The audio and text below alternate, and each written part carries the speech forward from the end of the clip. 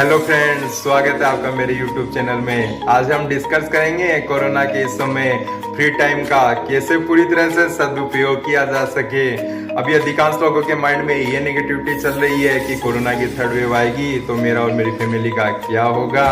आपको बता दिया जाता है सन 1920 में स्पेनिश फ्लू की थर्ड वेव की रेट सेकेंड वेव की तुलना में बहुत कम थी।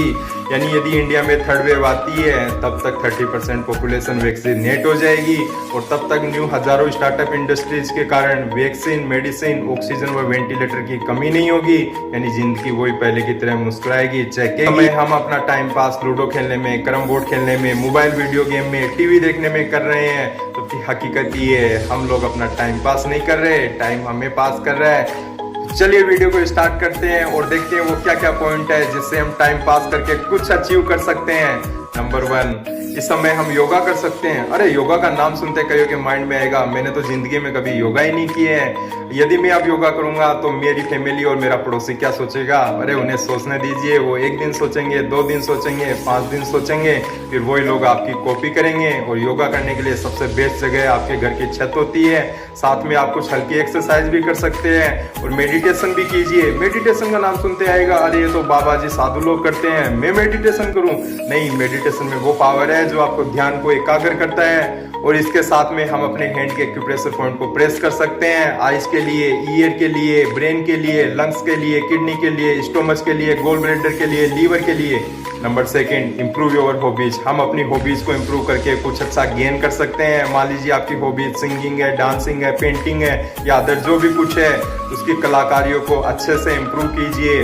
अरे हमारे माइंड में इम्प्रूव करने से रिगार्डिंग ये डाउट रहता है कि क्या मैं इसमें सक्सेस रहूँगा या नहीं रहूँगा।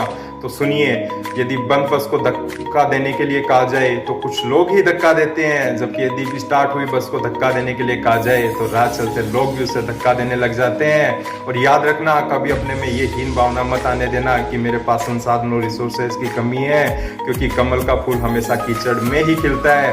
उसको शुद्ध जल में वो न्यूट्रिशन, वो पोषण तत्व मिल ही नहीं पाते जो उसको चाहिए।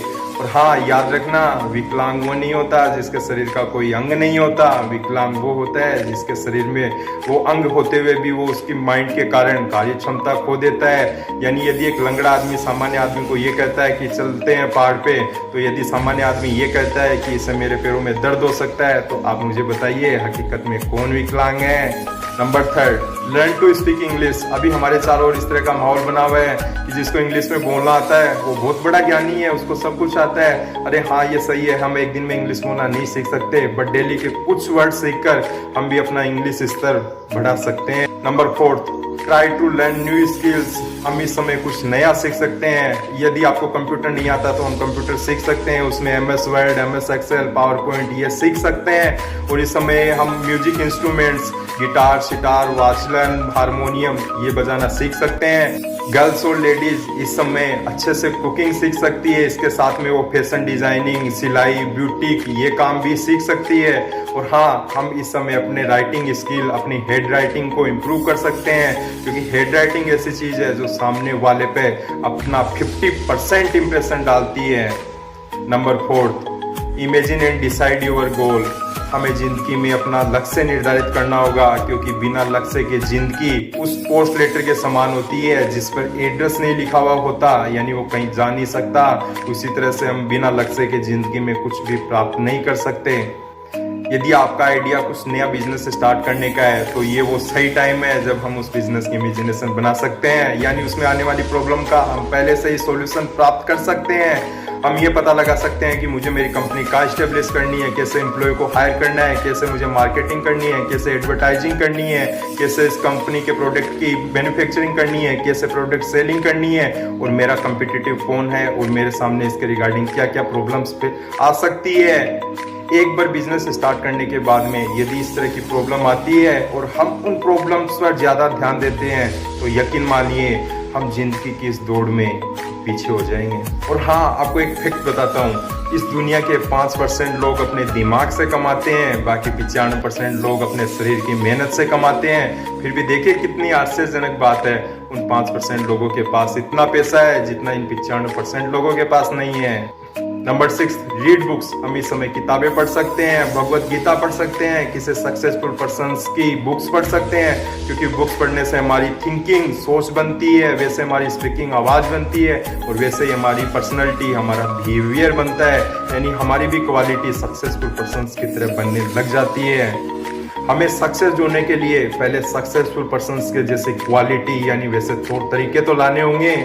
मान लीजिए आप किसी गवर्नमेंट या प्राइवेट डिपार्टमेंट की किसी पोस्ट पर जाना चाहते हो, तो उस डिपार्टमेंट का काम सिर्फ आपके डॉक्यूमेंट्स पर ठप्पा लगाने का होता है। उस पोस्ट की तो क्वालिटी आपको ही बनानी पड़ेगी। मैं इसका आपको एक एग्जांपल बताता हूँ। मेरा एक फ्रेंड है जिनको गवर्नमेंट जॉब की तैयारी करते हुए 5-7 साल हो गए, जिनके पिताजी अच्छी गवर्नमेंट पोस्ट पर है। एक बार मैंने उनके पिताजी को कहा कि आपके पास में चेक और चेक दोनों है, आप इसको कहीं सेटल क्यों नहीं कर देते? तो उनका कितना सुंदर जवाब रहा, सुनिएगा।